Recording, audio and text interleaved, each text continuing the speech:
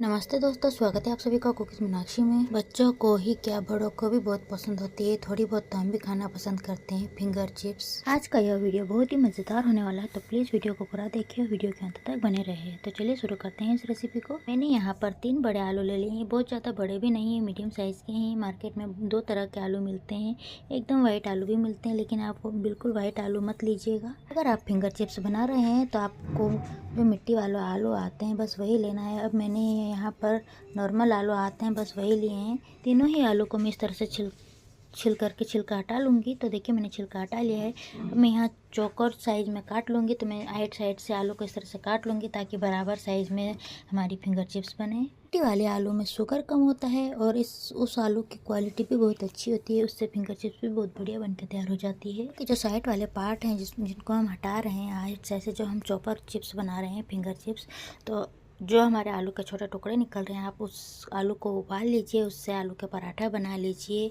और भी बहुत सारी कई चीज़ें बन जाती है आलू से। अब आप आलू को इस तरह से काट लीजिए, बिल्कुल मार्केट जैसे। अगर आपके पास आलू काटने वाला चॉपर है तो उससे काट लीजिए। आजकल तो बहुत सी मशीनें आने लग गई है कि जिस तरह से आलू रख देते हैं, इस तरह से चॉपर काट देते हैं और मशीन में डाल देते हैं तो सारी फिंगर चिप्स कट के तैयार हो जाती है। यहाँ पर आलू की पतली पतली स्लाइस को इस तरह से काट लेंगे। आलू को बड़े थे तो बड़ी फिंगर चिप्स बनी है। अगर आपके पास छोटे आलू है तो कोई प्रॉब्लम नहीं, छोटे आलू से भी फिंगर चिप्स बन जाती है, लेकिन छोटी बनती है। बड़े आलू से बड़ी फिंगर चिप्स बन जाती है। तो देखिए इस तरह से काट लेंगे हम। अगर आपके पास आलू छोटे हैं तो भी कोई दिक्कत नहीं, फिंगर चिप्स तो बनी जाएगी। तो देखिए इस तरह से मैं सारी फिंगर चिप्स को काट लूँगी इस तरह से। आपको बस इस बात का ध्यान रखना है, सबसे पहले तो हमें आलू मिट्टी वाले लेने हैं और इस तरह से आलू को छील लेना है। उसके बाद उसे आलू को 3 से 4 बार पानी से अच्छे से धो लेना है। तो देखिए मैंने इस तरह से फिंगर चिप्स को काट लिए। सारी फिंगर चिप्स इस तरह से काट के तैयार कर लूँगी। देखिए मैंने सारी फिंगर चिप्स को इस तरह से आलू को काट लिया है।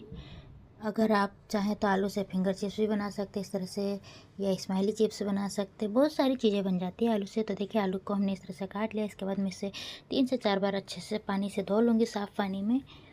सारे ही फिंगर चिप्स को हम धो लेंगे लगभग 3 से 4 बार पानी से, अच्छे से साफ़ पानी में। उसके बाद हम इसे सारी फिंगर चिप्स को निकाल लेंगे। फिंगर चिप्स बनाने के लिए आपको सारी ट्रिक्स को समझना होगा। सबसे पहले तो आलू सबसे बढ़िया होना चाहिए, जिससे यानी कि मैंने बताया मिट्टी वाले आलू, उससे बहुत ही बढ़िया फिंगर चिप्स बनती है, तो आप वही लीजिए। तो देखिए मैंने आलू को अच्छे से धो लिया है। उसके बाद मैंने यहाँ पानी को उबलने के लिए रख दिया था गैस पे। तो देखिए अब हमें उबलते हुए पानी में ही आलू वाली फिंगर चिप्स को डालना है। जब मैं फिंगर चिप्स काट रही थी तो मैंने उस समय पानी को उबलने के लिए रख दिया था गैस पे। तो देखिए उबलते हुए पानी में हमें आलू को इस तरह से डालना है, यानी फिंगर चिप्स को। तो सारी फिंगर चिप्स हमें एक साथ नहीं डालना है, जितनी इसमें आ सके बस उतनी ही डालना है।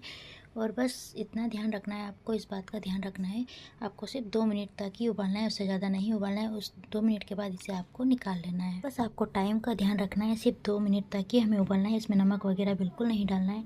2 मिनट हो गए हैं। उसके बाद मैंने यहाँ एक साफ़ कपड़ा ले लिया, नैपकिन आपके पास जो भी हो वो ले लीजिए। तो इस तरह से नैपकिन पे हम सारी फिंगर चिप्स को निकाल लेंगे और इस तरह से सारी फिंगर चिप्स को मैंने उबाल लिया है। अब सारी फिंगर चिप्स को इस तरह से निकाल लूँगी। उसके बाद इसे आप पेपर से पोंछ लीजिए या इसे पंखे में सुखा लीजिए। तो मैंने यहाँ इसे इस तरह से कॉटन वाले यानी इस नैपकिन से पोंछ लिया था। उसके बाद मैंने इसे थोड़ी देर पंखे में सुखाने के लिए भी रख दिया था। सारे ही फिंगर चिप्स को इस तरह से अलग अलग करके सुखा लेंगे। मैं आपको दिखा रही हूँ, आप अगर आप चाहें तो इस तरह से भी सुखा सकते हो नैपकिन से, जिससे मैं इस तरह से बता रही हूँ। सारी फिंगर चिप्स को तो पहले आप अलग अलग कर लीजिए, या फिर उसके बाद इस तरह से अलग अलग करने के बाद उसे पंखे में सुखा लीजिए, जिससे आपको आसानी हो जाएगी। सारी फिंगर चिप्स जो है अच्छे से बढ़िया से सूख गई है, इसमें बिल्कुल भी पानी नहीं है। अब हम क्या करेंगे कि सारी फिंगर चिप्स को फ्राई कर लेंगे। तो मैंने यहाँ ऑयल को गर्म रख दिया था, जब फिंगर चिप्स पंखे में सूख रही थी तब तक। तो देखिए ऑयल गर्म हो चुका है। अब हम सारे फिंगर चिप्स को एक साथ नहीं डालेंगे और बहुत ज़्यादा भी हम नहीं पकाएंगे, बस थोड़ा सा ही पका के यानी हल्का सा ही पका के हमें निकाल लेना है। अब आप सोच रहे होंगे कि बहुत ज़्यादा क्यों नहीं पकाना है फिंगर चिप्स को, तो मैं बताऊंगी आपको कि इस तरह से हल्की सी पका के हम निकाल लेंगे। तो आप इस तरह से फिंगर चिप्स को हल्की सी फ्राई करने के बाद निकाल लीजिए और उसे आप स्टोर करके भी रख सकते हो फ्रीज़र में 1 महीने तक, या आप किसी पॉली बैग में रख लीजिए या एयर टाइट डिब्बे में रख लीजिए। अब देखिए फिंगर चिप्स हल्के से फ्राई हो गई, इसे हम निकाल लेंगे। तो मैंने यहाँ एक प्लेट में निकाल लिया है। इसे हल्का सा ठंडा करेंगे, उसके बाद मैं आपको दिखाऊंगी इसे आप स्टोर कैसे करके रख सकते हो। तो देखिए ठंडी हो गई है। तो मैंने यहाँ चावल का आटा ले लिया है, आपके पास कॉर्न फ्लोर हो तो आप वो ले लीजिए। मेरे पास ख़त्म हो गया था तो मैं इस तरह से चावल के आटे में भी आप इस तरह से स्टोर करके रख सकते हो।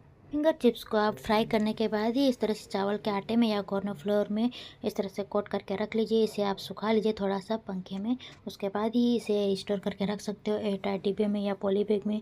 और जब भी आपका मन करे आप फ्राई करके खा सकते हो। और आप बच्चों को इस तरह से बना के लंच बॉक्स में भी दे सकते हो। और ये देखिए मैं आपको आलू तोड़ के दिखाऊंगी, ये बहुत ही सॉफ्ट हो गया है, इसमें बिल्कुल भी जान नहीं है, देखिए इस तरह से। और ये बिल्कुल फ्राई करने के बाद भी वाइट ही है एकदम। चलिए हम वापस से सारी फिंगर चिप्स को फ्राई कर लेंगे, बढ़िया से क्रिस्पी कुरकुरी सी। अगर आप तुरंत बना के खा रहे हो तो उसमें कोई चावल का आटा और कोई कॉर्नफ्लोर नहीं मिलाना है हमें, बिल्कुल ऐसे नॉर्मली फ्राई करके हमें खाना है जिस तरह से। तो इस तरह से हम सारी फिंगर चिप्स को फ्राई कर लेंगे। देखा ना कितना आसान है फिंगर चिप्स को बनाना, बस आपको सारी ट्रिक्स को समझना होगा, तभी आपकी फिंगर चिप्स बहुत ही बढ़िया और क्रिस्पी और कुरकुरी बन के तैयार हो जाएगी।